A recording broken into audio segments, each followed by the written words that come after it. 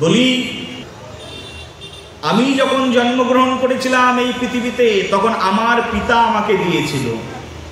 তুমি যখন জন্মগ্রহণ করেছিলে এই পৃথিবীতে তোমার পিতা তোমাকে দিয়েছিল, কিন্তু সেই পাথরটি তুমি মূল্য দিতে পারোনি, সেটা হারিয়ে ফেলেছ।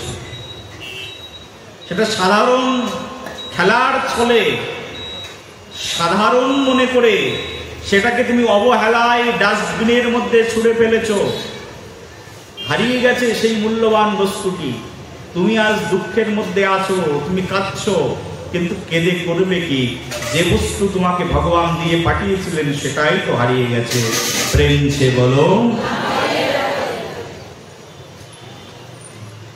এই জগতে সকলের একজন পিতা রয়েছে। শাস্ত্র বলছে সেই পিতাকে বলছেন কৃষ্ণ পিতা, কৃষ্ণ মাতা, কৃষ্ণ অনুপতি, কৃষ্ণ বিখানে জীবের আর নাই গতি। এই জগতে সকলের পিতা কৃষ্ণ। পিতাকে একমাত্র পিতা আমাদের কৃষ্ণ।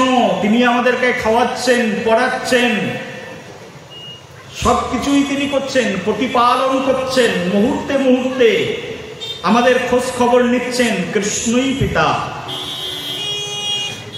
মাতাও তিনি, পতিও তিনি। কৃষ্ণ বিমানে জীবের আর নাই গতি। যখন জন্মগ্রহণ করেছিলে ভগবান তোমাকে একটা সুন্দর বস্তু প্রদান করেছিল, যে বস্তু দিয়ে সেই পরম বস্তুকে ক্রয় করা যায়, সকল অভাব নিবারিত করা যায়, সেই বস্তুটির নাম হচ্ছে মন। আর এই মনটাই তুমি হাটে বাজারে খেলতে খেলতে, এর সঙ্গে ওর সঙ্গে মিশতে মিশতে, আলাপচারিতা করতে করতে, গসিপিং করতে করতে সেই বস্তুটিকে হারিয়ে ফেলেছ।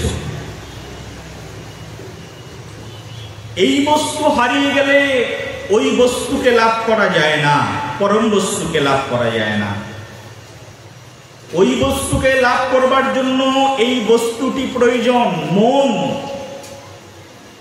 ভগবানের ভক্তি করবার জন্য যে বস্তুটি প্রয়োজন সেই বস্তুটির নাম হচ্ছে মন। প্রসঙ্গ তো ভক্তি, ভক্তি তো প্রসঙ্গ। এই ভক্তি করবার জন্য যা প্রয়োজন সেটির নাম হচ্ছে মন। এই মনটি আমরা সকলকে দিয়ে রেখেছি। কেউ কেউ তার নিজ মন একজন পর পুরুষকে দিয়ে রেখেছে। এই জগতের যত পুরুষ আছে সব পর পুরুষ, কোন পুরুষকে দিয়ে রেখেছি। পুরুষ তার মন কোন স্ত্রীকে, এই জগতের নামধারী স্ত্রীকে দিয়ে রেখেছে। মন যে বস্তুটি, সেই বস্তুটি তো ভগবানকে অর্পণ করতে হয়। সেই বস্তুটি কাউকে না কাউকে দিয়ে রেখেছি, আমার কাছে আর নেই। এই বস্তুটি আমার কাছে না থাকলে আমি ভক্তি করব কি করে? এটাই তো আসল বস্তু, যা দিয়ে ভক্তি করা যায়। কিন্তু মনটা তো বিভিন্ন জায়গায় ডিভাইডেড করে রেখেছি, কেউ ভাগ করে করে রেখেছি মনটা। ছেলের কাছে কিছুটা, মেয়ের কাছে কিছুটা, আত্মীয় স্বজনের কাছে কিছুটা, বয়ফ্রেন্ডের কাছে কিছুটা।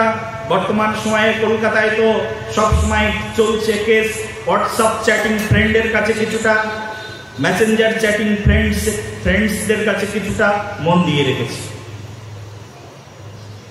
মন যেখানে সেখানে দিয়ে রেখেছি, ভক্তি করব কি করে? ভগবান ভগবদ গীতার মধ্যে পরম তত্ত্বময়ী একটি সন্দেশ প্রদান করে বলছেন। ভগবদ গীতায় ভগবান শ্রীকৃষ্ণ নিজের মুখের বাণী, 574টি শ্লোক পরমেশ্বর প্রভু পরমানন্দ মাধব শ্রীকৃষ্ণ তার নিজ মুখে উচ্চারণ করেছেন 700 শ্লোকের মধ্যে। তার মধ্যে একটি শ্লোক ভগবদ গীতায় ভগবান 2 বার উচ্চারণ করেছেন। ভগবান কি এতটাই ভুলো মনের মানুষ ছিলেন কৃষ্ণ যে এক শ্লোক ভুলে গেছে আর একবার উচ্চারণ করতে হলো তার? কি মনে হয় মায়েরা? হ্যাঁ, ভগবানের স্মৃতিকোষ এতটাই দুর্বল যে ভগবানকে একটা শ্লোক দুইবার উচ্চারণ করতে হলো। কেন উচ্চারণ করলেন? একই শ্লোক দুইবার উচ্চারণ করলেন ভগবান ভগবদ গীতার মধ্যে, দুইবার বললেন একটা কথা। তার মানে, হে জগজ্জীব, আমার এই কথাটিকেই সবচেয়ে বেশি প্রাধান্য দাও।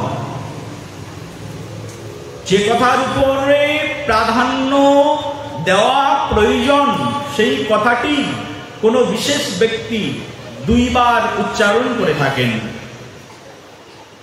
তেমনি ভাবে ভগবান শ্রীকৃষ্ণ একটি শ্লোককে দুইবার উচ্চারণ করে জগজ্জীবকে শিক্ষা প্রদান করলেন। আর সেই শ্লোকটি হচ্ছে এই ভক্তি তত্ত্বের শ্লোক। কত কথাই তো ভগবান শ্রীকৃষ্ণ ভগবদ গীতার মধ্যে বলেছেন। বিষাদ যোগে বিষাদের ঘটনা, সাংখ্য যোগে আত্মতত্ত্বের ঘটনা, কর্মযোগে কর্মের ঘটনা, জ্ঞান যোগে জ্ঞানের ঘটনা, ধ্যান যোগ, মেডিটেশন যোগ, কত কিছুই ভগবান বলেছেন। কর্ম সন্ন্যাস যোগ পর্যন্ত বলে দিলেন, কত কথা বললেন ভগবান। কিন্তু এই ভক্তি তত্ত্বের কথায় ভগবান শ্রীকৃষ্ণ দুইবার বলে জগজ্জীবকে শিক্ষা প্রদান করলেন। ভগবানের সেই মুখ নিঃসৃত বাণী স্মরণ করো, হৃদয়ে হাত দিয়ে সবাই শোনো। ভগবান শ্রীকৃষ্ণ নিজের মুখ দিয়ে উচ্চারণ করছেন, মন্মনা ভব মদ ভক্ত মজ্জাজি মাং নমস্কুরু মমে বশ্যসি সত্যং তে প্রতিজনে প্রিয় বসি মে।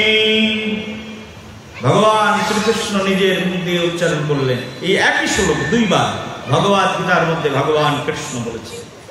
অষ্টম অধ্যায় একবার, অষ্টাদশ অধ্যায় একবার। ভগবান বলছেন মন্মনা ভব মদ ভক্ত। কৃষ্ণ জগজ্জীবকে হুঁশিয়ারি দিয়ে বলছেন, ওরে ভক্ত শোনো। দিব্য কণ্ঠে, উদ্যত্ত কণ্ঠে জগজ্জীবের মাঝখানে তার এই ভাষ্যর বক্তৃতা। One of the great motivation. এইরকম মোটিভেশন পৃথিবীতে আর হয় না, যা ভগবান শ্রীকৃষ্ণ কুরুক্ষেত্রের যুদ্ধের মাঠে দাঁড়িয়ে অর্জুনকে শ্রবণ করিয়েছিলেন। মোটিভেশন তো কত মানুষ দেয়, এখন মোটিভেশনাল স্পিকারের অভাব নেই, কিন্তু ভগবানের মতো মোটিভেশন কে দিতে পারে? এক মোটিভেশনে পুরো কুরুক্ষেত্রের প্রেক্ষাপট পরিবর্তন হয়ে গেছে। একটা মোটিভেশনে 40 মিনিটের একটা মোটিভেশন। স্বামী বিবেকানন্দ শিকাগো শহরে গিয়ে একটা মোটিভেশন দিয়েছিলেন, সমগ্র ধর্মের ধর্মযাজকগণ ধন্য ধন্য করেছিলেন। আর সেই মোটিভেশনটা যেখান থেকে উদ্ধৃত হয়েছিল সেটা হচ্ছে এই ভগবদ গীতা। সেটি হচ্ছে এই ভগবান শ্রীকৃষ্ণের মুখনিসৃত বাণী। এই পরম সত্যকে প্রচার করবার জন্য বিবেকানন্দ সমগ্র পৃথিবীতে বরেণ্য হয়েছিলেন, বিশ্ব বরেণ্য হয়েছিলেন। সত্যম পরমং ধীমহি। এই জগতের কোনো মানুষ যদি এই পরম সত্যকে ধ্যান করবে তাহলে তার জীবনে আর কোনো ভয় নেই। সত্যকে ছেড়ে দিয়ে মিথ্যার পিছনে দৌড়াও, তোমার জীবন নিঃশেষ হয়ে যাবে। ধ্যান যদি করতে হয়, জীবন যদি বিসর্জন দিতে হয়, সত্যম পরমং ধীমহি। ভাগবতের প্রথম শ্লোকে ব্যাসদেব মুনি বন্দনায় এই কীর্তন জানিয়ে দিলেন, এই দিব্য কথামৃত রসধারা জানিয়ে দিলেন, সত্যম পরমং ধীমহি। পরম সত্যের ধ্যান করো। ধ্যান করবে কার? পরম সত্য। একটা হচ্ছে সত্য আর একটা হচ্ছে পরম সত্য। সত্য, সূর্য পূর্ব দিকে ওঠে, সত্য বটে, তাই না? কিন্তু এর পিছনে সায়েন্স বলছে সূর্য পূর্ব দিকে ওঠে না, পশ্চিম দিকে অস্তও যায় না। সত্য কথা, কিন্তু পরম সত্য নয়। সূর্য ওঠে না সূর্য অস্ত যায়, বিজ্ঞান তো বলছে সূর্য তার নিজস্ব কেন্দ্রবিন্দুতে স্থিত রয়েছেন, দাঁড়িয়ে রয়েছেন, তিনি আলোক রশ্মি প্রদান করছেন। পৃথিবী ভ্রাম্যমান অবস্থায় রয়েছেন। তাহলে বিজ্ঞানের কথা মিথ্যা নাকি? কিন্তু আমরা তো ছোট থেকে বাচ্চাদেরকে শেখাই সূর্য পূর্ব দিকে ওঠে, পশ্চিম দিকে অস্ত চলে যায়, বলে সত্য। কিন্তু কোন বস্তু আছে যা পরম সত্য, যা কখনো কোনোদিনের জন্য মিথ্যায় পরিণত হয় না। সেই পরম সত্য যা, তা হচ্ছে ভগবান শ্রীকৃষ্ণ, অনাদিরাদির গোবিন্দ, সর্বকারণের কারণম। ব্রহ্মাজি বলছে ঈশ্বরই হচ্ছে একমাত্র পরম সত্য, কৃষ্ণ। এই পরমেশ্বর ভগবান শ্রীকৃষ্ণের চরণার বৃন্দে যখনই দেহ মন প্রাণ সমর্পিত হয়ে যায়, তখনই জীব ধন্যাতি ধন্য হয়। এই বুভুক্ষ জীব, এই মায়াবদ্ধ জীব তখনই পরম শান্তি লাভ করে যখন পরম ধামের প্রতি তার নিষ্ঠা চলে আসে, পরম নামের প্রতি যখন তার নিষ্ঠা চলে আসে, পরমেশ্বরের প্রতি যখন তার নিষ্ঠা চলে আসে, তখনই তার জীবন ধন্য হয়ে যায়।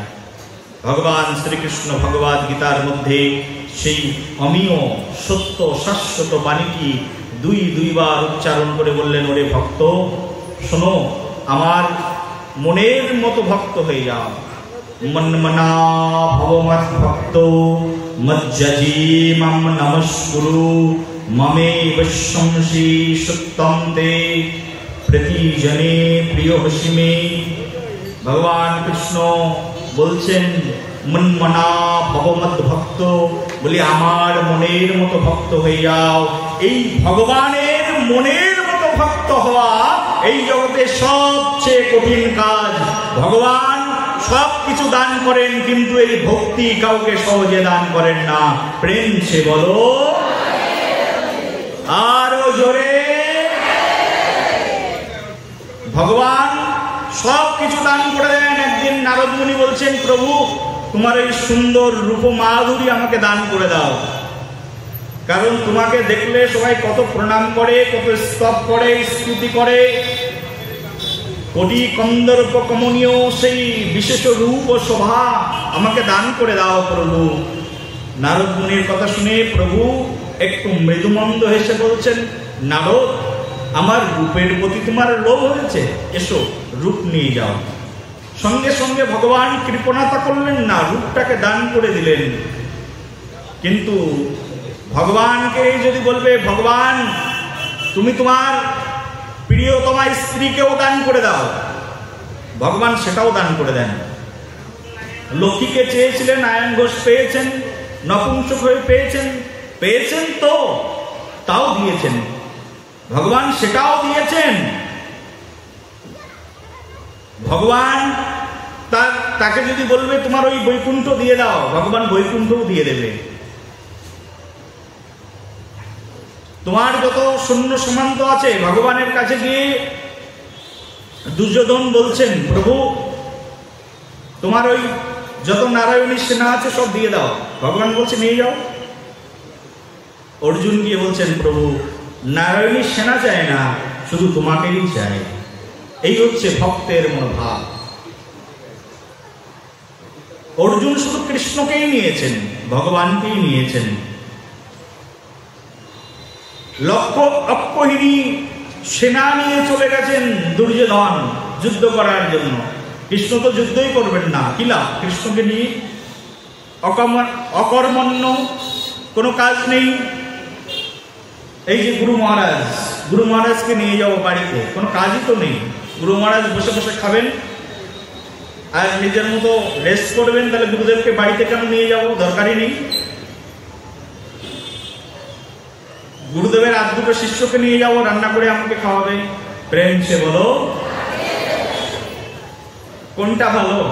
গুরুদেবকে নিয়ে যাব না গুরুদেবের সঙ্গে যারা কাজ করে হ্যান্ডসাম চেহারা আছে তাদেরকে নিয়ে যাব? কে কার পক্ষে? গুরুদেবের পক্ষে কারা? গুরুদেবকেই নিয়ে যাব।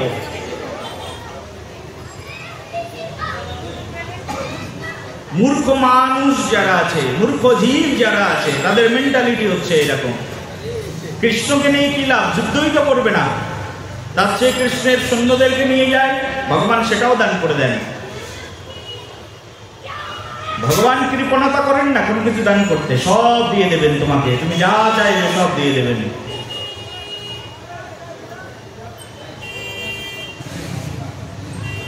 ভগবান একটা বস্তু শুধু দিতে চান না, আর সেই বস্তুর প্রতি ভগবানের আছে চরম কৃপণতা। আর সেই বস্তুর নাম কি জানো তো? সেই বস্তুর নাম হচ্ছে ভক্তি। সেই বস্তুর নাম কি? ভক্তি। বলেছিলাম না ভক্ত হওয়া কঠিন, ভগবান সব দিয়ে দেন। ধ্রুব মহারাজ ভগবানকে প্রার্থনা করে ভগবানকে যখন পেয়েছেন, ধ্রুব মহারাজকে বলছেন, ধ্রুব আমি তোমাকে ব্রহ্মাপদ দিয়ে দিচ্ছি, যাও। বলছে ব্রহ্মা হতে চায় না প্রভু, তুমি তো তোমার বাবার কোলে উঠবার জন্য জঙ্গলে এসে তপস্যা করেছিলে, শশা করা ভারতের রাজা বানিয়ে দিচ্ছি। বলি প্রভু আমি কাজ খুঁজতে এসেছিলাম, কাজ খুঁজতে খুঁজতে হীরা পেয়ে গেছি। যখন কোনো মানুষ কাজ খুঁজতে খুঁজতে হীরা পেয়ে যায়, তখন সে কি আর ওই কাচের দণ্ড নিয়ে বাড়িতে ফিরে যায়? আমি তো হীরা পেয়ে গেছি, আমার আর এই জগতের কোনো রাজা হওয়ার দরকার নেই। বলি স্বর্গের রাজা হও। বলি স্বর্গের রাজা হতে চায় না, স্বর্গের রাজা হবে না, ব্রহ্মাণ্ড লোকের রাজা হবে না, কিছুই হবে না। কি হবে তুমি? বলি তাহলে বৈকুণ্ঠের রাজা হও। বলি বৈকুণ্ঠের রাজা হতে চায় না, বৈকুণ্ঠের দাস হতে চায়। আমি তোমার চরণের কিঙ্কর হতে চাই, তোমার চরণে অহৈতুকী ভক্তি লাভ করতে চাই, আর কিছুই চায় না।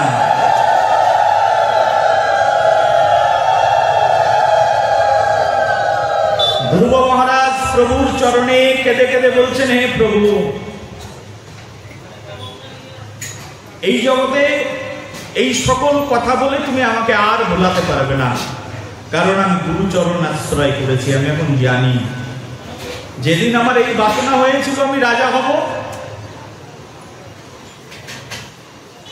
রাজপিতার কোলের উপরে বসবো, সেদিন আমি দীক্ষা গ্রহণ করিনি, সেদিন আমার জ্ঞান চক্ষু উন্মোচন হয়নি।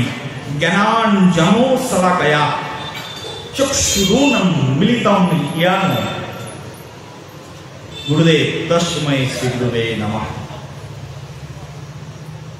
সেদিন গুরু কৃপা হয়নি যেদিন আমি চেয়েছিলাম, কিন্তু আজ আমার গুরু কৃপা হয়েছে, আমার চোখ খুলে গেছে, আমি বুঝতে শিখেছি।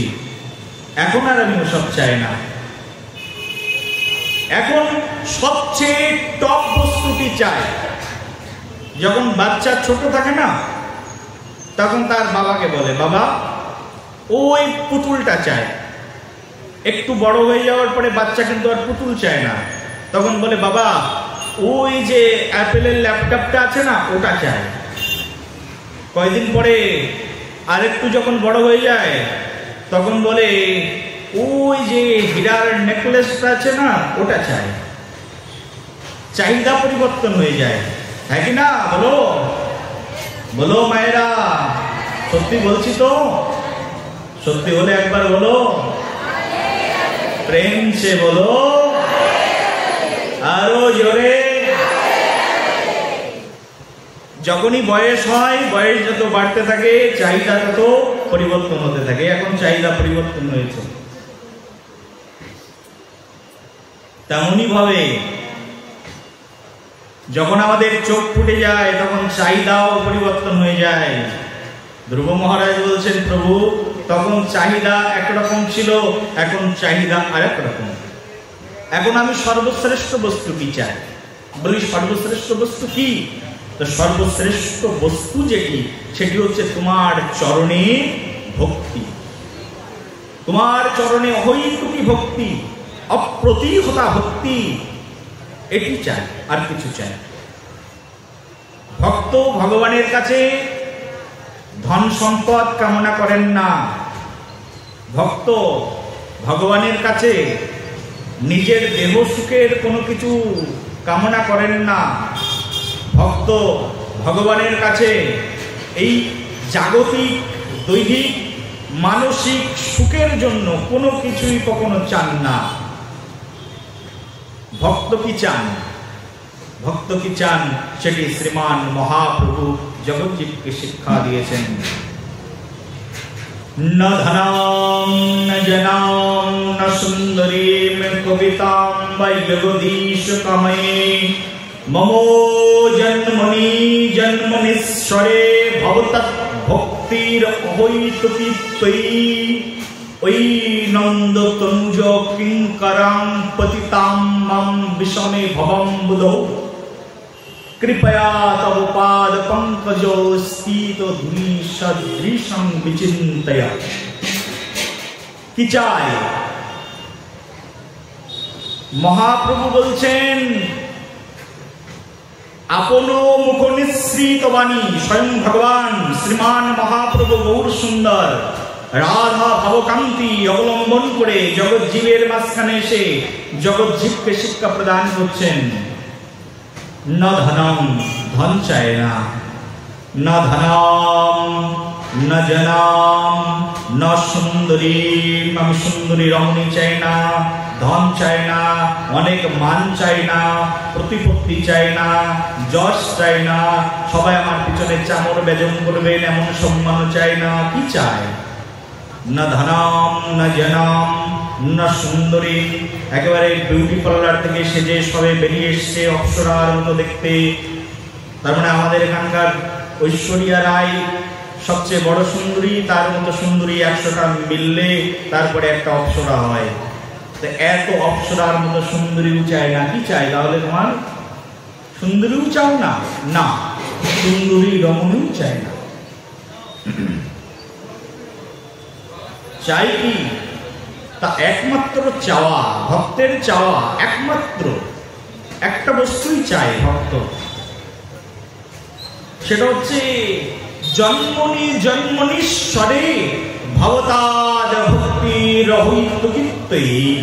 হে ভগবান, শুধু এই জন্মে নয়, জন্মে জন্মে যেন তোমার চরণে অহৈতুকী ভক্তি থাকে। এই ভক্তি বস্তুটাই চাই, আর কিছু চাই না এই জগতে। এই হচ্ছে ভক্তের আহ্বান, ভক্তের প্রার্থনা ভগবানের কাছে। ভক্ত হতে পেরেছি, কি চাই? অনন্ত চাহিদা। হ্যাঁ কি না মা? বলো না। হ্যাঁ, কত চাহিদা। আমার নাতিটিকে এসএসসি পাস করিয়ে দাও, চাকরি পাইয়ে দাও। সরস্বতী মায়ের কাছে গিয়ে চাচ্ছি একবার, লক্ষ্মী দেবীর কাছে গিয়ে চাচ্ছি একবার, গণেশের কাছে গিয়ে চাচ্ছি একবার, কার্তিকের কাছে গিয়ে চাচ্ছি একবার। চাওয়ার জন্য এই সকল স্ট্যাচুগুলোকে সামনে ভগবান একেবারে এস্টাবলিশ করে দিয়েছেন। চাইতে ইচ্ছা করে এদের কাছে গিয়ে চাও, এরা তোমার ডিজায়ার পূরণ করে দেবে। সব সামনে ভগবান দাঁড় করিয়ে রেখেছেন। লক্ষ্মী দেবীকে দাঁড় করিয়ে রেখেছেন, সরস্বতী দেবীকে দাঁড় করিয়ে রেখেছেন, গণপতিকে দাঁড় করিয়ে রেখেছেন, কার্তিককে দাঁড় করিয়ে রেখেছেন। কার কাছে কি চাই? তোমার চাহিদা অনুসারে বস্তু এখান থেকে নাও। কিন্তু ভক্ত এসব কিছু চায় না। ভক্ত তো দেবদেবীদের কাছে যাই না, দেখা হলে প্রণাম করে। আর দেবদেবীরাও মনে মনে বাসনা করে, যদি এমন মর্তবাসী ভক্ত হয়ে যেতে পারতাম, জীবন ধন্য হয়ে যেত। প্রেম সে বলো। দেবতারাও বাসনা করেন স্বর্গে বসে বসে, যদি মর্তে যেতে পারতাম, আর মর্তে গিয়ে যদি এমনই নিষ্কণ্ঠক নিষ্কিঞ্চন ভক্ত হয়ে যেতে পারতাম, আমার জীবন ধন্য হয়ে যেত। দেবতারাও প্রার্থনা করেন জীবন ধন্য হয়ে যাবে যদি একবার মর্তে গিয়ে মানব শরীর লাভ করতে চাই, লাভ করতে পারি। এই মানব শরীর প্রাপ্তির জন্য দেবতারাও ভগবানের কাছে প্রার্থনা করেন, হে ভগবান, আমাকে মনুষ্য শরীর প্রদান করো, আর ওই শরীরে গিয়ে আমি ভগবান শ্রীকৃষ্ণের বন্দনা করব, কৃষ্ণকে ডাকব। অনেকে দুর্লভ এই যে মানব জন্ম, দুর্লভ মানব জন্ম, বহু দুর্লভ। এমন সুন্দর মানব জন্ম যদি এমন করে হেলায় হারিয়ে যায়, কপালে তিলক নেই, কণ্ঠে কণ্ঠি মালা নেই, এমন ভাবে যদি হারিয়ে যায়, মা আর কখনো পাবে না। এমন দুর্লভ মানব জন্ম আর কখনো কোনো দিনের জন্য হবে কি জানি না। কত সাধনা করে পেয়েছি, মহাপ্রভুর সুবর্ণ যুগে জন্মগ্রহণ করেছি। আর এই যুগে জন্মগ্রহণ করে এমন সুন্দর সাধু সঙ্গ পেয়েছি, এমন সুন্দর ভাগবত কথা শ্রবণের পরিবেশ পেয়েছি। যদি এই জন্ম এইভাবে হারিয়ে যায় কি হবে? কপালে তিলক নেই, কণ্ঠে কণ্ঠি মালা নেই, কি মূল্য আছে এই কণ্ঠে? তিলক ধারণ না করে যেজন বৃথায় জন্ম তার, তুলসীর হার না পড়ে যে ছাড়, জমালয়ে বাস তার। যদি এমন সুন্দর মানব জন্ম পেয়ে কপালে তিলক ধারণ করলাম না, কণ্ঠে কণ্ঠি মালা পড়লাম না, বলে বৃথায় জন্ম তার। তুলসীর হার না পড়ে যে ছাড়, জমালয়ে বাস তার। একদম জমের বাড়িতে তার বাস হয়ে যায়। হয়তো দেখতে তুমি এই পৃথিবীতে, কিন্তু প্রকৃতপক্ষে এই পৃথিবীতে থেকে তোমার জমের সঙ্গে বাস হয়ে যাচ্ছে, জমালয়ে বাস হয়ে যাচ্ছে, যদি কণ্ঠে কণ্ঠির মালা না ধারণ করলে। সেই জন্য যে সকল ভক্তরা আজকে এখানে ভাগবতের অমৃত রসধারা, ভাগবতী কথা, পরমতত্ত্ব রসমৃত কথা শ্রবণ মানুষে এখানে এসেছেন, সকলকার রাতুল চরণে এইটুকু প্রার্থনা, মায়েরা বাবারা যারা আছেন অবশ্যই কণ্ঠে কণ্ঠি মালা ধারণ করুন। মহাপ্রভু তিরস্কার করেছেন তার ভক্তকে, তুমি তিলক পরে আসনি কেন? ওহো বুঝতে পেরেছি, আজ তুমি করোনায় সন্ধ্যা, আজ হইল তোমার সন্ধ্যার বিন্ধা। তুমি সন্ধ্যা করনি, তুমি কপালে তিলক ধারণ করনি। মহাপ্রভু তিরস্কার করেছেন তার ভক্ত, তুমি তিলক ধারণ করনি। আমরা এই পৃথিবীতে জন্মগ্রহণ করেছি মানে আমাদের পরম কর্তব্য আমাদের এই ললাটে রুদ্রপুণ্ড তিলক ধারণ করা। এই তিলক ধারণ করবার জন্য, তিলক নেওয়ার জন্য আবার গুরুদেবের কাছে যেতে হয়। অনেকের আবার ভ্রান্ত ধারণা আছে, তিলক নিলাম, বাটিতে গুললাম আর কপালে পরে নিলাম, বলে এটা তিলক ধারণ হয় না। তিলক ধারণের জন্য গুরুদেবের কাছে যেতে হয়। এখন তো নামযজ্ঞ অনুষ্ঠানের ফ্যাশন, কোথাও নামযজ্ঞ, নাম কীর্তন হচ্ছে, 16 প্রহার, অষ্টম প্রহার, 32 প্রহার, বাটি গোলা তিলক রয়েছে, টপাটপ নিলাম আর কপালে পরে নিলাম, বলে তিলক পরা হলো না। তিলক ধারণেরও বিধি রয়েছে, আর এই তিলক ধারণের বিধি গুরুদেব শিক্ষা প্রদান করেন। তিলক ধারণ করবার জন্য সেই জন্য গুরু চরণাশ্রয়, সদ্গুরু চরণাশ্রয়, যেন তেন গুরু নয়, সদ্গুরু চরণাশ্রয়। তিলক ধারণের জন্য কোন সদ্গুরুদেবের কাছে যেতে হয়, নাহলে তিলক ধারণ হয় না। সদ্গুরুদেবের কাছে গিয়ে সদ্গুরুদেবকে বলতে হয়, হে গুরুদেব, আমার পরিবার কি? বলি তোমার পরিবার নিত্যানন্দ। বলি নিত্যানন্দ পরিবার, তাহলে আমার তিলক কি? এই নাও, তোমাকে তিলক দিয়ে দিলাম, রাধাকুণ্ডের মাটি, কপালে ধারণ করো, বংশীপত্র। গুরুদেব, আমার পরিবার কি? তোমার পরিবার অদ্বৈত। তিলক কি? এই নাও, বটপত্র তিলক, ধারণ করো কপালে। তিলক গুরুদেব প্রদান করেন।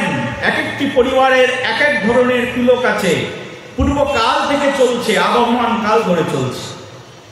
সূর্য বংশের তিলক আলাদা, সূর্য বংশের প্রতীক আলাদা, চন্দ্র বংশের প্রতীক আলাদা, ইক্ষ্বাকু বংশের প্রতীক আলাদা, আলাদা আলাদা তিলক সবাই ধারণ করে, কোনো প্রবলেম নেই, কিন্তু পরিবার ভুক্ত হতে হবে। প্রেম সে বলো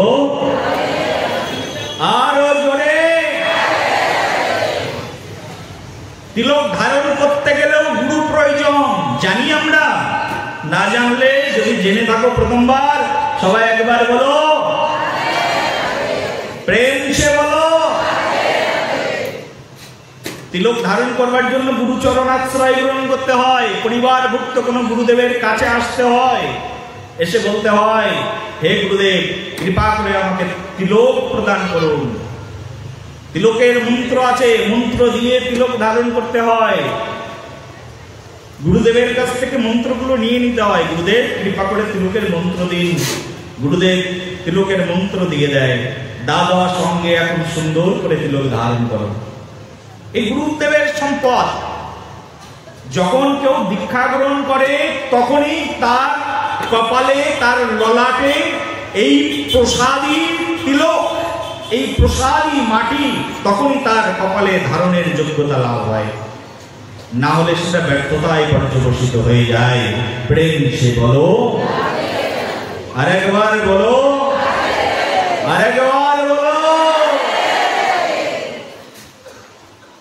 সেই জন্য মা, যদি গুরু চরণাশ্রয় না হয়ে থাকে, যদি কারোর সঠিকভাবে শ্রী গুরুদেবের চরণাশ্রয়ে এই যে মহা মিলন মাধুরী ভক্তের সঙ্গে শ্রী গুরুদেবের, ভগবানের এই সম্বন্ধ যদি কারোর প্রতিস্থাপিত না হয়ে থাকে, অচিরা আর দেরি নয়, যখনই যেখানে সম্ভব, যত তাড়াতাড়ি সম্ভব শ্রী গুরুদেবের চরণাশ্রয় গ্রহণ করা উচিত।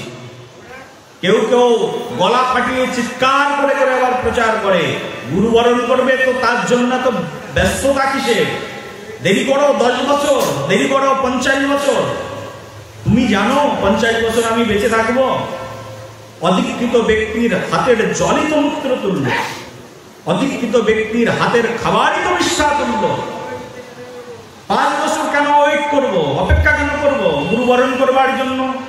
যদি সদ্গুরুদেব পেয়ে গেছি, তাহলে সঙ্গে সঙ্গে সেটা শাস্ত্রের মধ্যে বলছে, সেটা বরণ্য ক্ষেত্রে হোক, অনুব্বর ক্ষেত্রে হোক, সেটা তীর্থে হোক, সেটা গৃহে হোক, সেটা গাছতলায় হোক, যে কোনো স্থানে, সেটা পুষ্করে হোক, যে কোনো স্থানে বসে দীক্ষা গ্রহণ করা যায়। দীক্ষা গ্রহণের বিধিতে, দীক্ষা বিধিতে এই কথা বর্ণনা করা রয়েছে। দিনের বেলায় দীক্ষা নেওয়া যায়, রাতের বেলায় দীক্ষা নেওয়া যায়, যে কোনো সময়। এর জন্য বিশাল আনুষ্ঠানিকতার দরকার নেই। হে গুরুদেব, আপনাকে পেয়েছি, এখনই কৃপা করে আপনার এই প্রসাদ প্রদান করুন। স্বয়ং ভগবান শ্রীমান মহাপ্রভু গৌর সুন্দর নবদ্বীপ থেকে চলে গেলেন, উদ্দেশ্য পিতৃতর্পণ করবেন, পেয়ে গেলেন শ্রী গুরুদেবকে। উদ্দেশ্য ছিল এক, ঘটে গেল আর এক। প্রেম সে বলো, প্রেম সে বলো।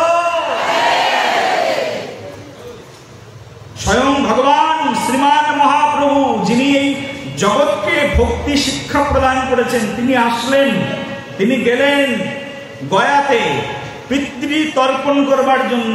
দর্শন হয়ে গেল একজন মহান ভাগবতের সঙ্গে। আহা, প্রভুপাদ ঈশ্বর পরিপাদ এসছেন সম্মুখে। এমনও মহান আচার্য, এমনও পরম ভক্ত আর কোথায় পাবে? যিনি ঈশ্বর পরিপাদ এমনই ভক্ত ছিলেন, শ্রী গুরুদেবের মলমূত্র মাথায় করে বহন করে দূরে গিয়ে সেখানে গিয়ে সমাধিস্থ করে আসতেন, এমন ভক্ত ছিলেন ঈশ্বর পরিপাদ। ঈশ্বর পরিপাদ সারা জীবন গুরুদেবের অঙ্গমার্জন করেছেন।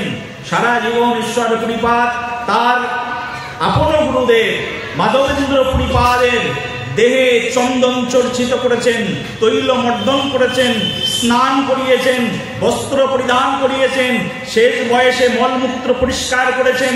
তার ফলশ্রুতিতে মাধবেন্দ্র পরিপাদ তার স্বীয় গুরুদেব তাকে আশীর্বাদ দিয়েছেন যে জগৎ গুরু হয়ে যাবে তুমি, জগদীশ্বর এসে তোমার কাছ থেকে দীক্ষা গ্রহণ করবেন। বলো নিতাই গৌর প্রেমানন্দে।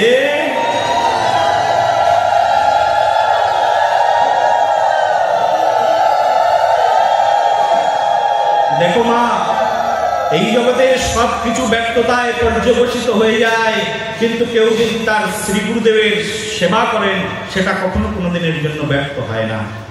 গুরুদেবের সেবা কখনো কোনোদিনের জন্য ব্যর্থতায় পর্যবসিত হয় না। গুরুদেব কে? গুরুদেব স্বয়ং ভগবানই শ্রী গুরুদেব, আর কেউ নয়, অভিন্ন। ভগবানের সঙ্গে গুরুদেবের কোনো পার্থক্য নেই। ভগবানের সেবা যেভাবে করতে হয়, একইভাবে গুরুদেবের সেবার কথা শাস্ত্রে বিধি, শাস্ত্রে বিধান রয়েছে। একইভাবে গুরুদেবের সেবা। বলি তোমার বাবা মৃত্যুবরণ করেছে, তোমার বাবার ছবি ভগবানের ছবির পাশে কোনোদিন রেখেছো? কেউ তার বাবার ছবি রাখে? ঠাকুর দাদার ছবি রাখে? কাকা মশাইয়ের ছবি রাখে? জ্যাঠা মশাইয়ের ছবি রাখে? নিত্য ধূপধুনা দিয়ে পূজা দেয়, কিন্তু একমাত্র ভগবানের ছবির নিচে তার চরণের পাশে, তার পাশে অবস্থান গ্রহণ করানো যায় যাকে, তিনি হচ্ছেন শ্রী গুরুদেব। শ্রী গুরুদেবকে একমাত্র ভগবানের পাশে স্থান দেওয়া যায়, আর কাউকে নয়। এটাই শাস্ত্রের সিদ্ধান্ত। সাক্ষাৎ রীতেন সমস্ত শাস্ত্রই রুক্তস্ততা ভাববেব সদ্ধি কিন্তু প্রভুর্য প্রিয় এব তস্য বন্দে গুরু শ্রী চরণার বৃন্দম। চক্রবর্তী ঠাকুরের পর চক্রবর্তী ঠাকুর নিজ মুখে বর্ণনা করেছেন, নিজ লেখনীর মাধ্যমে জগৎজিৎ বেরিয়েছেন। শিক্ষা গুরুদেব সাধারণ কেউ নয়, সাক্ষাৎ রীতেন সমস্ত শাস্ত্রই রুক্তস্ততা ভাববেব সদ্ধি। গুরুদেব সমগ্র শাস্ত্র যার বন্দনা করে তিনি হচ্ছেন শ্রী গুরুদেব। সমগ্র শাস্ত্র তার বন্দনা করছেন। বেদ উপনিষদ যার বন্দনা করে তিনি শ্রী গুরুদেব। সেই জন্য গুরুচরণ আশ্রয় গ্রহণ করবার জন্য, গুরুদেবের কাছ থেকে দীক্ষা গ্রহণ করবার জন্য দেরি করা উচিত নয়। স্বয়ং শ্রীমান মহাপ্রভু গৌর সুন্দর যখনই দর্শন হয়েছেন শ্রী গুরুদেবের সঙ্গে, যখনই দর্শন হয়েছেন পরম ভক্ত ঈশ্বর কৃপাদের সঙ্গে, বলছেন কৃপা করে আমাকে দীক্ষা প্রদান করুন। আমার বহুদিনের আকাঙ্ক্ষাকে পূর্ণ করে দিন। স্বয়ং ভগবান গিয়ে বলছেন আকাঙ্ক্ষা পূর্ণ করে দিন, ভিক্ষা দিন আমাকে। শ্রী গুরুদেব গুরুদেবের কাছে গিয়ে স্বয়ং ব্রহ্মাণ্ডনাথ, অখিল বিশ্বের চরাচরের একমাত্র আশ্রয়, সকল জীবের একমাত্র আশ্রয় তত্ত্ব প্রভু গিয়ে তিনি ঈশ্বর কৃপাদের কাছে গিয়ে প্রার্থনা করছেন আমাকে দীক্ষা প্রদান করুন। গেছেন এক কাজে, করে নিয়ে এসছেন আর এক কাজ। দীক্ষা গ্রহণের পরে তখন থেকেই মহাপ্রভুর দেহের ভিতরে শুরু হয়েছে অষ্টসাত্ত্বিক বিকার। মহাপ্রভু কখনো কাঁদতেন, কখনো হাসতেন, কখনো লুটাপুটি যেতেন, ভক্তিতে বিভোর হয়ে যেতেন। কখন কি করতেন তিনি নিজেই জানতেন না। ভক্তি ভাব বিহ্বল হয়ে উঠেছিলেন স্বয়ং ভগবান শ্রী চৈতন্য মহাপ্রভু যেদিন থেকে তিনি গুরুদেবের কাছ থেকে দীক্ষা গ্রহণ করেছিলেন। সেই জন্য বাবা, দীক্ষা গ্রহণ করবার জন্য যে ব্যস্ততা নয় এইরকমটি নয়। দীক্ষা গ্রহণ করবার জন্য 5 বছর 10 বছর ওয়েট করতে হবে এমনটি নয়। গুরু চয়ন করতে হবে এমনটি নয়। গুরু অনুসন্ধান করবার মতো কি যোগ্যতা আছে তোমার? তুমি যাও কোনো অনুভাবী ভক্তের কাছে, সেখানে গিয়ে আশ্রয় গ্রহণ করো, সাধুসঙ্গ করো। সাধুসঙ্গ করতে করতে ভগবানের কাছে প্রার্থনা করো, ভগবান তোমার কাছে সদ্গুরুদেব পাঠিয়ে দেবেন। তুমি নিজের চোখে দেখতে পাবে। কারোর দ্বারা প্রভাবিত হয়ে গুরু চয়ন করো না, নিজের চোখেই দেখতে পাবে যে সদ্গুরুদেব পেয়ে গেছি। আমার সম্মুখে মূর্তিমান স্বয়ং প্রভুর প্রতিনিধি দাঁড়িয়ে আছেন। গুরুদেব মানে স্বয়ং প্রভুর প্রতিনিধি, স্বয়ং ভগবানের প্রতিনিধি আমার সম্মুখে এসে দাঁড়িয়েছেন। তিনি আমাকে সঠিক রাস্তা প্রদান করবেন। এমনই গুরুদেবের কাছে গিয়ে সঙ্গে সঙ্গে আত্মসমর্পণ করে দীক্ষা গ্রহণ করা উচিত। কারণ কালকের দিন পর্যন্ত আমি বেঁচে থাকবো এর কোনো মানে নেই। কালকের সকালের সোনালী সূর্যটা আমার চোখের সামনে ভাস্বর হয়ে উঠবে, আমি দেখব, একথা কেউ বলতে পারে না। সেজন্য দেরি কেন? দীক্ষা নিলেই তারপরে ভজনক্রিয়া শুরু হয়ে যায়। তাই তো বলছেন গোস্বামীপাদ, রূপ গোস্বামীপাদ তাই বলছেন, দীক্ষা গ্রহণের সঙ্গে সঙ্গেই শুরু হয়ে যায় তার ভজন। যতক্ষণ পর্যন্ত দীক্ষা গ্রহণ না করেন ততক্ষণ পর্যন্ত তার ভজন শুরুই হয় না। তার হাতের কোনো কিছুই ভগবান গ্রহণ করেন না।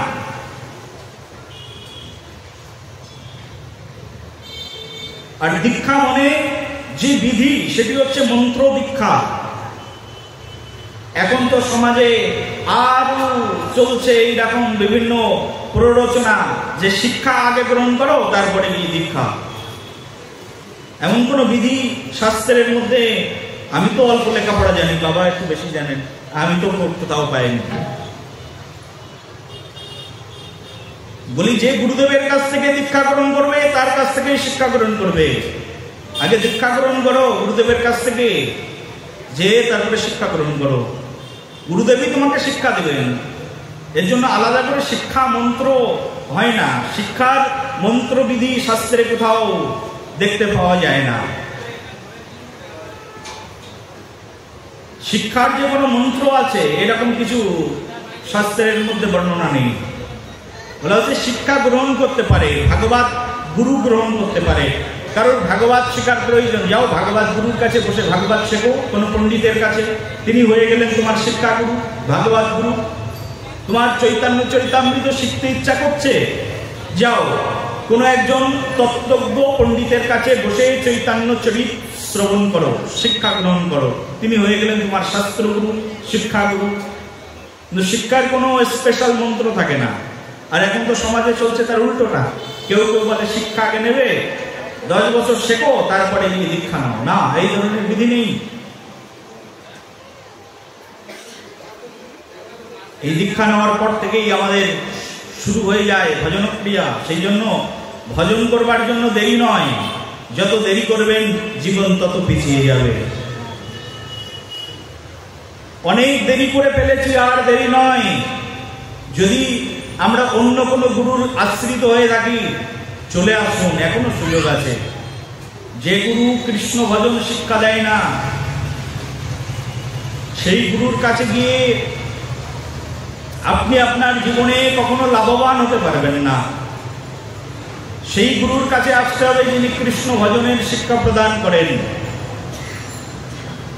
কৃষ্ণ ভজন যিনি আমাকে জানাতে পারেন, তিনি প্রকৃত গুরু। আর সেই গুরুদেবের চরণ আশ্রয় গ্রহণ করে ভজন, নিত্য ভজন। গুরুদেবের ভজনটা হচ্ছে নিত্য, প্রতিদিন প্রতিদিন নিত্য স্মরণীয়। গুরুদেব হচ্ছে নিত্য স্মরণীয়, নিত্য বন্দনীয় পদ হচ্ছেন শ্রী গুরুদেব। ভগবান স্বয়ং গ্রহণ করেছেন। এই জন্যই বললাম না, এই জগতে ভক্তি লাভ করা অত্যন্ত কঠিন। বলি ভগবান ভক্তি সহজে দেন না। তার কারণ কি? কারণ আমাদের মনের ভিতরে সরলতা নেই। এই যে গলা ফাটিয়ে চিৎকার করে এত কথা বললাম, বলার পরেও অনেকে ভাববেন আসলেই সৎগুরুদেব পৃথিবীতে আছে না নেই। কেউ তো মনে করেন পৃথিবী ঘুরে সৎগুরুদেব আর কেউ নেই। বলো রাধে রাধে, প্রেম সে বলো। বলি তোমার চোখটা অসৎ, তুমি সৎ মানুষকে চিনবে কি করে? আমি যেমন চোখের মধ্যে চশমা পরে আছি, আমার এই চশমাটা যদি, এর গ্লাসটা যদি রঙিন হয়, সামনে যারা বসে আছে তাদেরকে কেমন দেখবো? বলো মায়েরা, হ্যাঁ রঙিনই তো দেখবো। চশমা যদি নীল কালারের পরি, সামনের দিকে মানুষ বসে আছে তাদেরকে কেমন দেখবো? নীল নীলই তো দেখা যাবে। তদনুরূপ ভাবে চোখের মধ্যে যদি, আমার হৃদয়ের মধ্যে যদি তমগুণের ভাবনা নিয়ে বসে থাকি, তাহলে আমি সত্যগুণের মানুষকে বিচার করব কি করে? বিচার করার মতো বোধ তো থাকা যায়। অনেকে বলে গুরুদেব খুঁজে পাচ্ছি না, বৈষ্ণব খুঁজে পাচ্ছি না। কেউ কেউ তো বলে বৈষ্ণবই পাচ্ছে না। তুমি বৈষ্ণব পাবে কি করে? তুমি তো নিজে বৈষ্ণব হওনি, বৈষ্ণব পাবে কি করে? বলে পৃথিবীতে কোনো বৈষ্ণবই নেই। তাহলে কি আছে? পৃথিবীতে সব ভণ্ড আছে। বলে তুমি তো নিজে একটা ভণ্ড, তাই সবাইকে ভণ্ড দেখো। প্রেম সে বলো। শোনো একটা সুন্দর ঘটনা বলি। একবার মা সীতা অশোক বাটিকার মধ্যে আছে। অশোক বন যখন রাবণ ধরে নিয়ে গেল না, মা সীতাকে অশোক বনের মধ্যে আটকে রেখেছেন। এই অশোক বনের মধ্যে মা সীতা আছেন। মা সীতা সেই অশোক বনকে তার তপবলে সেটা একটা পুণ্যক্ষেত্রে পরিণত করে ফেলেছিলেন। একদিন মা সীতা যখন অশোক বাটিকা থেকে ফিরে এসছেন অযোধ্যায়, তখন মা সীতার সঙ্গে আর সব ভক্তরা বলছেন, প্রভু রামচন্দ্র বসে আছেন। বিশাল বড় সভা, সেই সভার মধ্যে এক ভক্ত প্রশ্ন করলেন, মা তুমি যে ওই অশোক বনের মধ্যে ছিলে, ওই অশোক বনটা কেমন ছিল? শুনেছি তোমাকে অশোক বনের মধ্যে অসুর রাবণ আটকে রেখেছিল। কেমন ছিল সেই বনটি? সীতামাতা বলছেন অশোক বনটা খুব সুন্দর একটি বন ছিল, সুন্দর দক্ষিণা সমীরণ প্রবাহিত হতো, সকাল সন্ধ্যা আমার মনকে আমোদিত করে দিত। অশোক কানন এত সুন্দর কানন ছিল, সেখানে ফুল গাছগুলো আমাকে দেখেই যেন পরম আনন্দে ফুলগুলো সকালবেলা হলেই হেসে উঠত। তাদের হাসি দেখে আমার প্রভু রামচন্দ্রের কথা মনে পড়ে যেত। অশোক কাননের পুষ্পগুলো হেসে হেসে আমার সঙ্গে কথা বলতো। অশোক কাননের ফলগুলো রসালো হয়ে আমার সম্মুখে এসে দাঁড়াতো আমাকে আস্বাদন দেওয়ার জন্য। তারা যেন ভিক্ষা করতো, মা আমি তোমার কাছে এসেছি, কৃপা করে আমাকে একটু গ্রহণ করে নাও। মা সীতা অশোক বনের বর্ণনা দিচ্ছেন, বলছে এত সুন্দর বন যেখানে আমি ছিলাম, কখনো কখনো বাতাস এসে তো আমার চুলগুলোকে উড়িয়ে নিয়ে যেত, আর বৃক্ষরা নত হয়ে এসে আমার সেই এলোক এসে হাত বুলিয়ে দিত। আমি মনে করতাম আমার প্রভু এসে আমার মস্তকে হাত বুলিয়ে দিচ্ছে। পরম আনন্দে ছিলাম। সুন্দর একটি তপভূমি ছিল সেই অশোক বাটিকা। একথা শুনে সঙ্গে সঙ্গে হনুমান প্রতিবাদ করে বললেন, মা আমি প্রতিবাদ জানাই। কি হয়েছে হনুমান? বলি, মা অশোক বন এক তুমি দেখেছ আর এক আমি দেখেছি, হ্যাঁ কি না?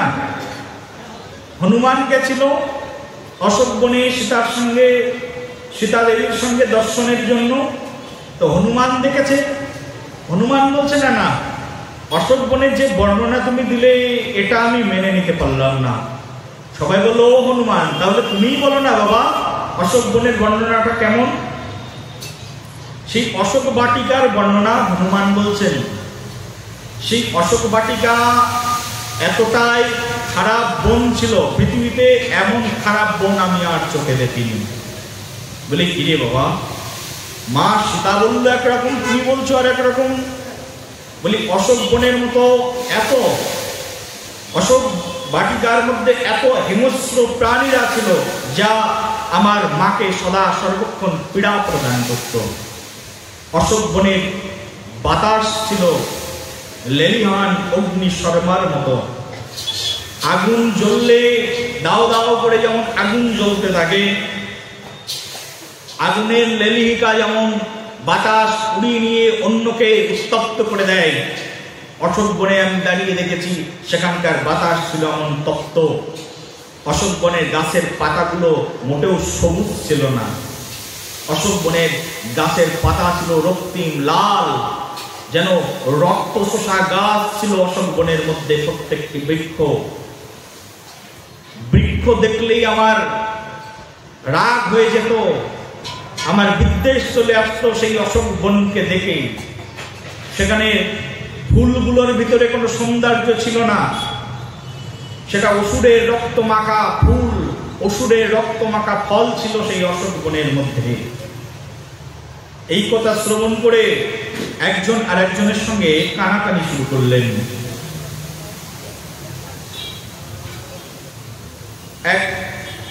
এক ভক্ত আর এক ভক্তকে বলছে, ব্যাপারটা কি? মা সীতা যার এত গুণগান করলেন, হনুমান তার উল্টোটি বললেন, এমন তো হতে পারে না। কিছু তো সিমিলারিটি থাকবে, কিছু তো সাদৃশ্যতা থাকবে দুটো কথার মধ্যে, কারণ দুইজনই অশোক বন দেখেছেন। সবাই মিলে প্রভু রামচন্দ্রের কাছে বিচার দিলেন, হে প্রভু আপনি বিচার করুন অশোক বন কেমন। ভগবান রামচন্দ্র কিছুক্ষণ থেমে গেলেন বিচার করতে গিয়ে। মর্যাদা পুরুষোত্তম ভগবান, স্বয়ং মর্যাদা যার ভূষণ, মর্যাদার প্রতিপালক যিনি, সেই ভগবান থেমে গেলেন বিচার করতে গিয়ে। কি বিচার দেব, কি জানাবো?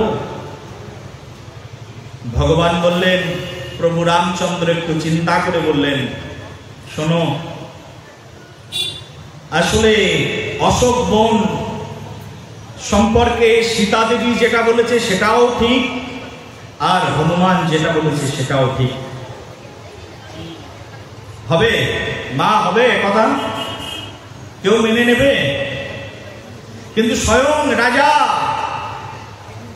মর্যাদার প্রতিপালক প্রভু রামচন্দ্র, মর্যাদা পুরুষোত্তম ভগবান বলছেন সীতা দেবীর কথাও ঠিক, আবার হনুমানের কথাও ঠিক। দুটো কথাই ঠিক হয় কি করে? প্রভু এবার ব্যাখ্যা দিচ্ছেন, শোনো। বলি যার চোখ যেমন অশোক বাটিকা তেমন, বল গৌর প্রেমানন্দে।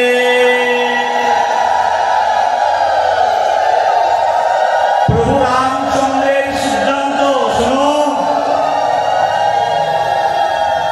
যার মন যেমন অশোক বন তার কাছে তেমন।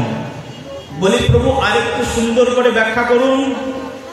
স্বয়ং প্রভু ব্যাখ্যা করে বললেন, দেখো সীতা দেবী যখন ছিলেন সেই অশোক বাটিকার মধ্যে, তার মনের ভিতরে কোনো মলিনতা ছিল না, নির্মল মনে সেখানে অবস্থান গ্রহণ করেছিলেন সীতা দেবী। তার মনের ভিতরে ছিল নির্মলতা, কোনো মলিনতা ছিল না। অশোক বনের মধ্যে তপস্যা করে করে অশোক বনকে তিনি সত্যিকারের তপভূমিতে পরিণত করে ফেলেছিলেন। অশোক বনের মধ্যে তিনি ছিলেন, কিন্তু তার শ্বাস প্রশ্বাসে প্রত্যেকটি স্পন্দে স্পন্দে প্রভু রামচন্দ্রের গুণগাথা মিশ্রিত ছিল। থাকতে পারে অশোক বনে, অসুরের তৈরি করা বনে, কিন্তু মনটা তো পড়েছিল প্রভু রামচন্দ্রের চরণে। এই কারণে সীতা দেবী বিশুদ্ধ সাত্বিক গুণে অধীশ্বরিণী হয়ে সেখানে বসেছিলেন। আর তার সেই গুণের কারণে তার কাছে সবকিছু সুন্দর হয়ে উঠেছিল অশোক বাটিকা। কিন্তু স্বয়ং হনুমান পরম ভক্ত, দাস্য ভক্তের একমাত্র প্রতিনিধি, যিনি দাস্য ভক্তির কথা মনে উঠতেই, বর্ণনা করতেই যার কথা আগে বলতে হয়, সেই হনুমান পরম ভক্ত শ্রীরামচন্দ্রের। তিনি যখন এই অশোক বাটিকায় প্রবেশ করলেন, তার মনের মধ্যে ছিল হিংসা, বিদ্বেষ। রাবণের প্রতি হিংসা নিয়ে, বিদ্বেষ মনোভাব নিয়ে তিনি ওই অশোক বনের মধ্যে প্রবেশ করেছিলেন। এই রাবণের প্রতি যে হিংসা নিয়ে, লঙ্কাবাসীর প্রতি হিংসা নিয়ে, বিদ্বেষ নিয়ে, এই রাজকীয় মনোভাব নিয়ে তিনি ওই যে প্রবেশ করেছিলেন সেই অশোক বাটিকায়, তার মনটা ছিল রজগুণে পরিপূর্ণ।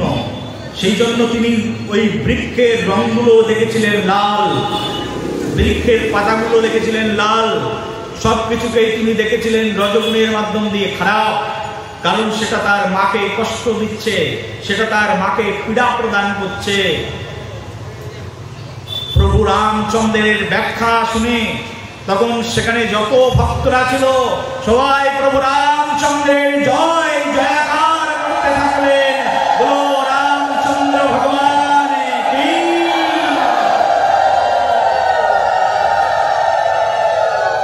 সেই জন্য মা, যার চোখ যেমন, যার ভাবনা যেমন, তার কাছে ভগবান তেমন, তার কাছে গুরুদেব তেমন।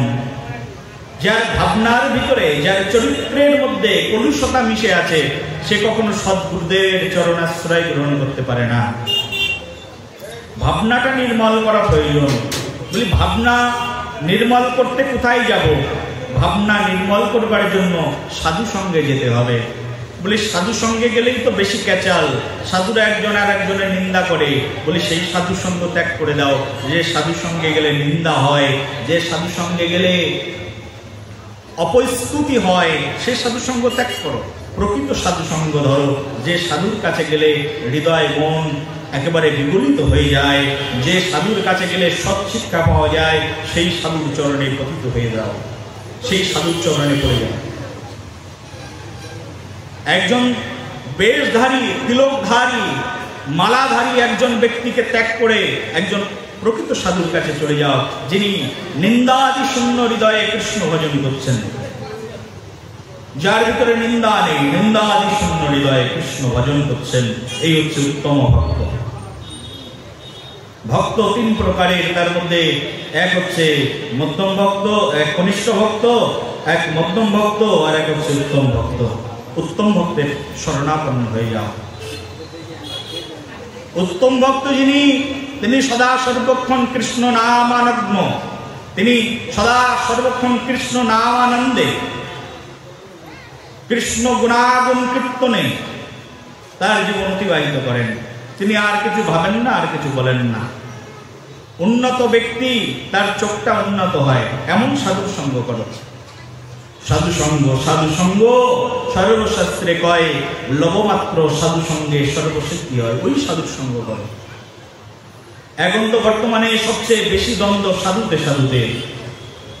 রাজনৈতিক নেতাদের মধ্যে কত দ্বন্দ্ব, তার চেয়ে বেশি দ্বন্দ্ব তো দেখতে পায় সাধুদের মধ্যে। টিএমসি বিজেপির যত ঝগড়া আছে, তার চেয়ে বেশি ঝগড়া সাধুদের মধ্যে। এটা আমার গুরুদেব, ওটা তোর গুরুদেব, তোর গুরুদেবের চেয়ে আমার গুরুদেব উন্নত, বলি এই ধরনের সিদ্ধান্ত শাস্ত্রে দেওয়া হয় না। প্রেম সে বলো, আর একটু জোরে বলো, আর একটু জোরে। যখনই প্রার্থনা করি আমরা, এই যে শ্রী গুরান, বোঝো তো ব্যাকরণ, গুরুন আর গুরান, গুরান শব্দের মধ্যে অনেক পার্থক্য আছে। বন্দে শ্রী গুরু, শ্রী যুত পদ কমলম। এই যে শ্রী গুরন শব্দটি উচ্চারণ করছি, এই শব্দের মাধ্যম দিয়ে, গুরু শব্দের মধ্য দিয়ে শুধু নির্দিষ্ট গুরুকে বোঝানো হয়। যখন গু গয় রস্যু রয় রস্যু, তারপরে একটা মধ্যাহ্ন যুক্ত আছে, তাহলে মনে করবে এই গুরু মানে পৃথিবীর সব গুরুকে আমি একসঙ্গে প্রণাম করলাম। যত গুরু আছে সব গুরুর চরণে প্রণাম। আর আদি গুরু স্বয়ং প্রভু নিত্যানন্দ। বলো নিত্যানন্দ ভগবান কি। আমরা যখন গুরুর প্রণাম শিখি, তখন তো আমরা ব্যাকরণ পড়ে শিখি না, সেই জন্য আমাদের মাথার ভিতরে প্রবলেম আসে, আমরা বুঝতে পারি না। গুরুর প্রণাম মন্ত্রটা মুখস্থ করে ডাকি, কিন্তু আসলে গুরুর প্রণামের মধ্যে কি ব্যাকরণ ওর ভিতরে দেওয়া রয়েছে সেটা আমরা শিখি না। আমাদের ভিতরে ডিভাইডেড হবে কি করে? গুরু প্রণাম যখন করছি, আমার গুরু আর তোমার গুরু সব গুরুই সমান, সব গুরুকে প্রণাম করছি। প্রণামের সময় সব গুরুকে প্রণাম করছি, আর যখন খেতে বসছি, যখন ভজন করতে বসছি, যখন কথা বলতে বসছি, তখন গুরুতে গুরুতে আলাদা হয়ে গেল। এই ডিভাইডেড মনোভাবের জন্য আজ সনাতন ধর্ম বহু দূর পিছিয়ে গেছে। আজকে সনাতন ধর্ম পিছিয়ে যাওয়ার কারণেই ডিভাইডেশন, আমাদের ভিতরে ভেদাভেদ, ভাগাভাগি। শোনো, যদি কেউ পাহাড়ের উপরে ওঠে না, মনে করো কেউ পাহাড়ের উপরে উঠছে, পাহাড়ের উপরে যত উপরে উঠবে তুমি, তত নিচের দিকে তাকাবে। যত উপরে উঠে যাবে, উপরের দিকে উঠে যত নিচের দিকে তাকাবে, তখন সব কিছু সমান দেখায়। হ্যাঁ কি না মা? হ্যাঁ, উপরে উঠলে কোনটা খাটো মানুষ, কোনটা বেটে মানুষ, কোনটা উঁচু মানুষ, কোনটা কালো মানুষ, কোনটা ধলা মানুষ, এগুলো আর বিচারবোধ থাকে নাকি? কেউ মনে করো হেলিকপ্টারে উপরে উঠে দেখছে, নিচের দিকে তাকালো, নিচের দিকে তাকালে সে চিনতে পারবে কার গায়ের রং কালো, কার গায়ের রং ধলো? চিনতে পারবে? হ্যাঁ, কে খাটো কে লম্বা চিনতে পারবে? উপরে যত উপরে উঠবে, নিচের দিকে তাকালে তত সমান দেখতে থাকবে। তুমি কেমন সাধু হয়েছো, তুমি কেমন গুরুদেব হয়েছো যে তুমি সাধনা করতে করতে উপরের দিকে উঠছো আর সব কিছু ছোট বড় খুদ দেখছো? তার মানে তুমি এখন সাধুই হতে পারোনি। প্রেম সে বলো। সাধু মনে তিনি যত ভজন করতে করতে উপরের দিকে উঠবে তত সব কিছুকে সমান দেখতে থাকবে, যত ভজন করতে করতে উপরের দিকে উঠবে তত সব কিছুকে এক দেখতে থাকবে, তার ভিতরে আর কোনো ভেদাভেদ থাকবে না, সবাইকে ভালোবাসবেন। যত্র যত্র নেত্র পড়ে তত্র তত্র কৃষ্ণ স্ফুরে। এই হচ্ছে শ্রী চৈতন্য চৈতামৃতে শ্রীমান মহাপ্রভুর নিত্য শিক্ষা। শুনে রাখো, স্বয়ং স্বয়ং ভগবান শ্রী চৈতন্য মহাপ্রভুর শিক্ষা।